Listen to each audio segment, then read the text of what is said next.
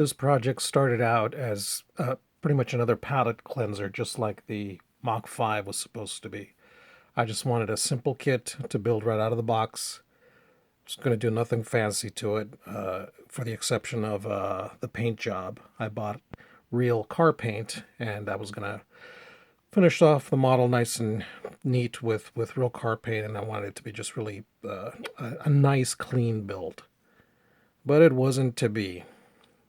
I had this kit for about probably 5 years now, and I'd forgotten why I put it aside. And I think what had happened was all the Bandai Star Wars kits were coming out, and I got caught in that whole the building of all of those beautiful kits, and I completely forgot about this. And when I opened this up and I was going to continue it and finish it, I realized the reason I probably put it aside and wanted to forget about it. And that is the kit, upon examining the parts, every part had flash or seam lines and needed to be sanded. I mean, without exception. Just nearly every part. I can't think of one piece that I didn't have to sand. The detail on all the parts are very soft. The lines are real soft. All the bolts and screws and those details are so soft that they're barely there, and I believe that they're using the original 70s tooling, maybe. I don't know. But it was just very disappointing to see. Fortunately, I didn't pay full price for this, as my wife gets coupons from our local craft store, and I got it for, I think it was under $20, maybe $16 or so. But regardless, I was was going through all the parts, and I was thinking I'm not going to waste my time on this thing. And what nailed it was the fit issues that I ran into. For the majority of the parts fit together okay, but the hood, when I tried to mate it with the body, one of the corners wouldn't sit. It was warped, and I ran it under some hot water and tried to straighten that out and make it line up, and it worked for the most part, but still didn't match. At that point, that's when I was ready to just throw the whole kit away and be done with it. But what I decided to do, inspired by my childhood friends who used to do this in real life, is I decided to turn it into a rat rod, pretty much a sleeper car that looks junky on the outside, but under the hood, you've got a massive power plant that can really do some damage. So I went that route. I was fortunate enough to grow up with friends that were all car guys. My friend down the street, as a matter of fact, had two older brothers, and they were total gearheads. These guys would buy old beat up cars and turn them into street rods like nobody's business. I mean, these guys bought Camaros, Chevelles. Um, uh, my buddy Matt, his older brother, was into trucks, and he would buy trucks that had been in accidents, and he'd buy two trucks so that he could have the perfect cab from one and the perfect bed from the other and match it up. And although the color and everything didn't match, but the body would be perfect.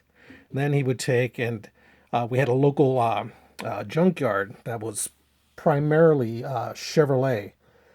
And so if you wanted any Camaro part or Corvette part or truck parts, Chevy trucks, that was the place to go. And what he did is he pulled an engine out of a 67 vet, I believe it was.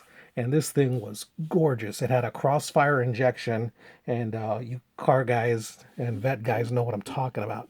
And just the engine alone was a piece of art.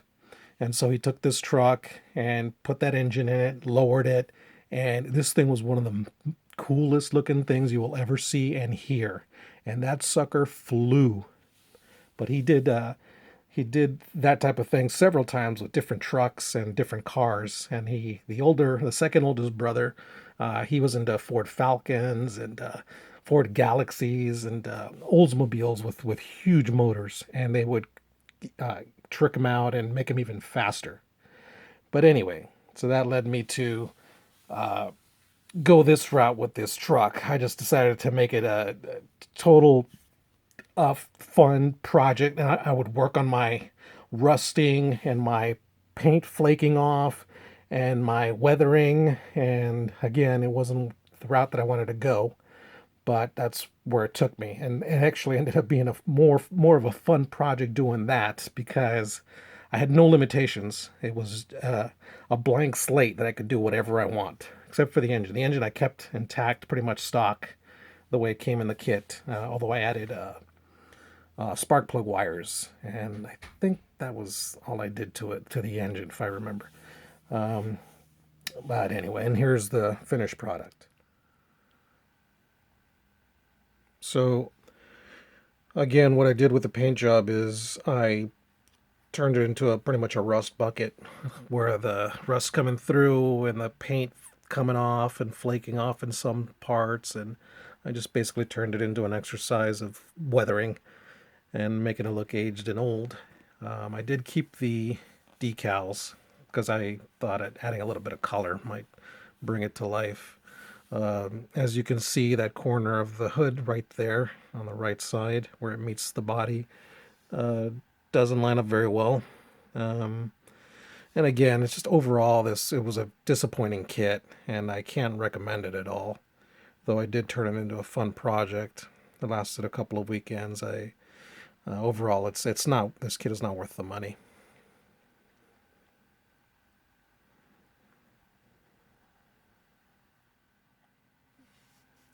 And then there's the engine. Again, the only really nice parts of the model were the chrome parts. The chrome parts were actually pretty decent. The lines are really sharp and the details are really good. I can't complain about that. Oh, also the wheels. I painted the center spokes of the wheels. I think I went with a gunmetal gray. Thought it looked really nice that way. Also in the photos, I'll try to get in there and get tighter shots of everything.